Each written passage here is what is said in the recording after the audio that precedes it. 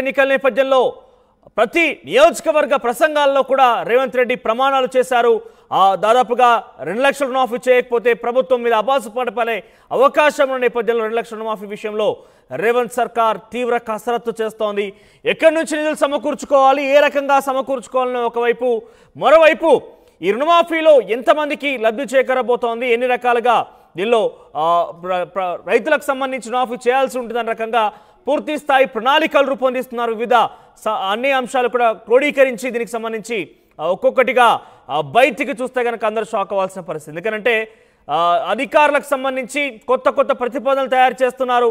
అర్హులైన వారికి మాత్రమే రుణమాఫీ అంటూ కూడా చెప్తున్నారు. ఇటీవల కాలంలోనే ఎంపీ ఎమ్మెల్యేలుగా, ప్రజాప్రతినిధులుగా, ప్రభుత్వ ఉద్యోగులుగా ఆదాయ పన్ను అంటే ఐటీ కడుతున్న వారికి కూడా దీంట్లో అవకాశం ఉండకపోవచ్చు.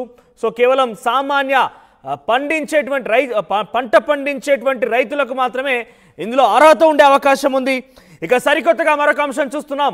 సర్వరోగ నివారణ చందంగా రేషన్ కార్డు అన్నింటికి చాలా మూలం, అన్నిటికీ కూడా రేషన్ కార్డు తప్పనిసరి అన్నగా కాంగ్రెస్ పార్టీ ప్రభుత్వం మొదట్లోనే చెప్పింది. సో ఈ రుణమాఫీ విషయంలో కూడా రేషన్ కార్డు కీలకం కాబోతోంది. రేషన్ కార్డు ఉన్నవారికి మాత్రమే ఇందులో అవకాశం లభించబోతోంది. మరోవైపు 6 లక్షల మందికి పాస్ పుస్తకాలు లేవు, అయినప్పటికీ రైతు బంధు అందుతోంది. ఇప్పటివరకు రాష్ట్ర వ్యాప్తంగా 66 లక్షల కుటుంబాలకి ఈ రైతు బంధు సాయం అందుతోంది. అయితే 6 లక్షల మందికి దీంట్లో పాస్ పుస్తకాలు లేకపోయినప్పటికీ రైతు బంధు సాయం అందిస్తున్నారు. సో ఈ నేపథ్యంలోనే ఒకవేళ కనుక కేవలం పాస్ పుస్తకాన్ని కూడా ఒక నిబంధనగా తీసుకున్నట్టయితే, రుణమాఫీలో ఒక అంశంగా జోడించినట్టయితే, ఇటు రేషన్ కార్డ్ అటు పాస్ పుస్తకం రెండు ఉన్నవారికి మాత్రమే, రైతులకి ఉన్నటువంటి రైతులకు మాత్రమే రుణమాఫీ ఉండబోతుందని ఒక ఆంక్ష కనుక విధిస్తే డెఫినెట్గా మరొక 6 లక్షల మంది పాస్ పుస్తకం లేని వాళ్ళు, రేషన్ కార్డుకి సంబంధించి మరో సంఖ్య అంటే సుమారుగా అటు ఇటుగా 60-70% వారికి మాత్రమే కొంత అర్హత లభిస్తుంది. మరి అందులో కూడా ఎంతమందికి ఎన్ని విడతల వారీగా చేస్తారని ఒక అనుమానాలు, అనేక సందేహాలు ఉత్పన్నమవుతున్నాయి. ఇదే కనుక కొనసాగితే డెఫినెట్గా కాంగ్రెస్ పార్టీ ప్రభుత్వం కొంత అబాస్ పలక తప్పదు. ఎస్ మాట్లాడదాం. ఇదే అంశానికి సంబంధించి ప్రతినిధి మధు ఫోన్లో సిద్ధంగా ఉన్నారు. ఎస్ మధు, రుణమాఫీకి రోజొక అంశం తెర మీదకి వస్తుంది, ఒక్కో రోజు ఒక్కో కీలకమైన అంశం బయటకు వస్తున్నారు. ఇవన్నీ కూడా చూసిన తర్వాత రైతులు ఇన్ఫాక్ట్ షాక్ అవుతున్న పరిస్థితి. సో తాజాగా పాస్ పుస్తకాలు, రేషన్ కార్డు తప్పనిసరి అంటూగా వస్తున్న వార్త మీద అప్డేట్స్ ఏంటి? ఎగ్జాక్ట్లీ, అత్యంత ప్రతిష్టాత్మకంగా మొన్న పార్లమెంట్ ఎన్నికల్లో దీనిపైన ప్రచారం నిర్వహించింది కాంగ్రెస్ పార్టీ. అంటే అసెంబ్లీ ఎన్నికల్లోనే ప్రచారంలోనే హామీ ఇచ్చినప్పటికీ పార్లమెంట్ ఎన్నికల్లో మాత్రం భారీగా ప్రచారం చేసింది. డైరెక్ట్ స్వయంగా ముఖ్యమంత్రి రేవంత్ రెడ్డి దీన్ని పూర్తిగా తన బాధ్యతగా తీసుకున్నారు.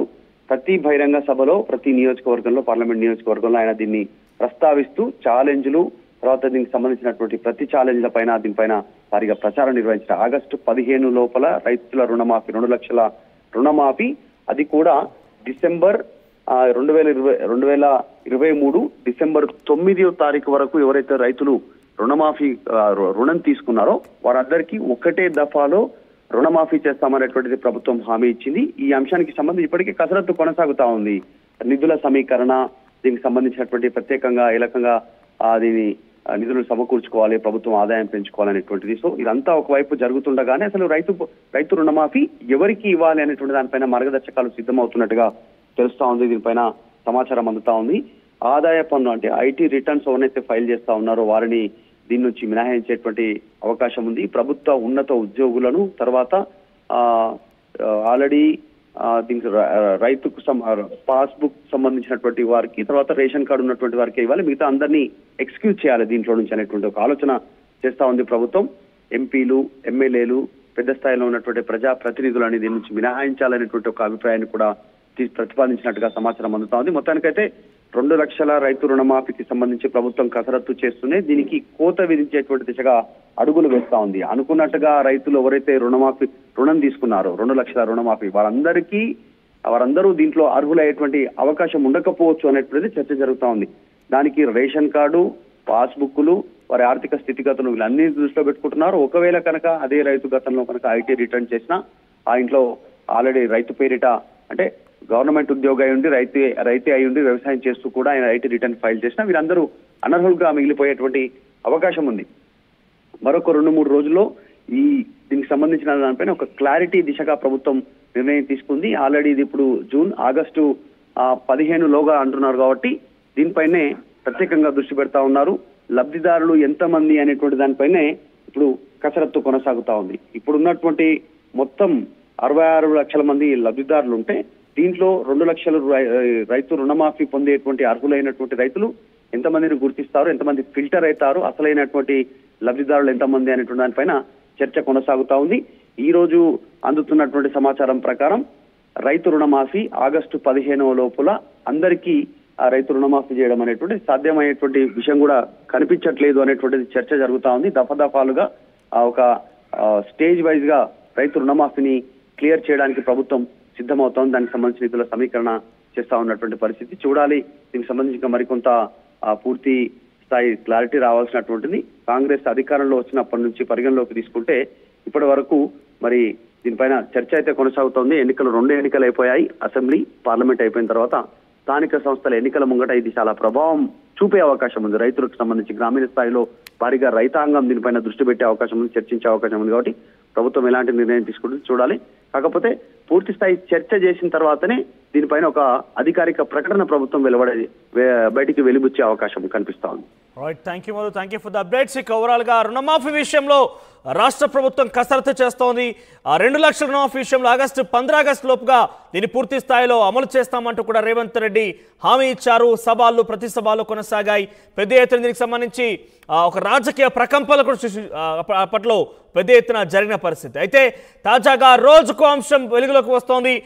2-3 రోజుల క్రితమే ఎంపీలుగా, ఎమ్మెల్యేలుగా, ఉన్నత ప్రభుత్వ ఉద్యోగాల్లో పనిచేసేటువంటి వ్యక్తులు కావచ్చు, లేకపోతే ఆదాయ పన్ను చెల్లింపు చేస్తున్న వాళ్ళు కూడా కావచ్చు, అందరినీ కూడా రైతు రుణమాఫీ వర్తించకపోవచ్చు అని ఒక వార్త చూసాం. ఇక తాజాగా రేషన్ కార్డు తప్పనిసరి. సో రేషన్ కార్డు ఉంటేనే రుణమాఫీ అనేది జరుగుతోంది. అయితే ఓన్లీ పంట పండించేటువంటి రైతు కుటుంబాలకు మాత్రమే రుణమాఫీ అనేది తాజాగా చూసాము. సో ఈరోజు చూస్తుంది ఏంటంటే ఆ పంట పండించేటువంటి రైతుల్లో కూడా రేషన్ కార్డులో కనుక 4 ఉంటే దాంట్లో 2 కనుక పంట సాయం కోసం రుణం తీసుకొని ఉంటే కనుక డెఫినెట్గా రేషన్ కార్డుకి ఒక్కరికి మాత్రమే ఎలిజిబిలిటీ ఉంటుంది. అదొక తాజా నిబంధనగా అధికార వర్గాల నుంచి మనకు అందుతున్న సమాచారం. ఇక మరోవైపు పాస్ పుస్తకాలు దాదాపుగా తెలంగాణ రాష్ట్ర వ్యాప్తంగా 66 లక్షల మందికి రైతు బంధు సాయం అందుతోంది. 66 లక్షల కుటుంబాలకి రైతు బంధు సాయం అందుతోంది. సో 66 లక్షల మందిలో పాస్ పుస్తకాలు ఉండి రైతు బంధు తీసుకుంటున్న వాళ్ళు కేవలం 60 లక్షల మంది మాత్రమే. పైనటువంటి ఆ 6 లక్షల మంది కూడా వితౌట్ పాస్బుక్, వాళ్ళకి పాస్ పుస్తకాలు లేవు కానీ రైతు బంధు సాయం అందుతోంది. అయితే కేవలం పాస్ పుస్తకాలు ఉన్న వారికి మాత్రమే అని ఒక నిబంధన కనుక జోడిస్తే దాంట్లో మరొక 6 లక్షల మందిని కూడా తీసివేసే అవకాశం ఉంటుంది. సో ఓవరాల్గా 60 లక్షల మందికి మాత్రమే రుణమాఫీ వర్తించే అవకాశం ఉంది. 60 లక్షల మందిలో ఇంకా కూడా రేషన్ కార్డు నిబంధన కనుక పర్ఫెక్ట్గా అమలు చేస్తే కనుక కుటుంబానికి ఒక్కరే అనే ఒక నిబంధన కనుక అమలు చేస్తే అది మరింతగా తగ్గే అవకాశం ఉంది. సుమారుగా 60 నుంచి 70% వరకు మాత్రమే తగ్గే యొక్క కుదించే అవకాశం రుణమాఫీ విషయంలో.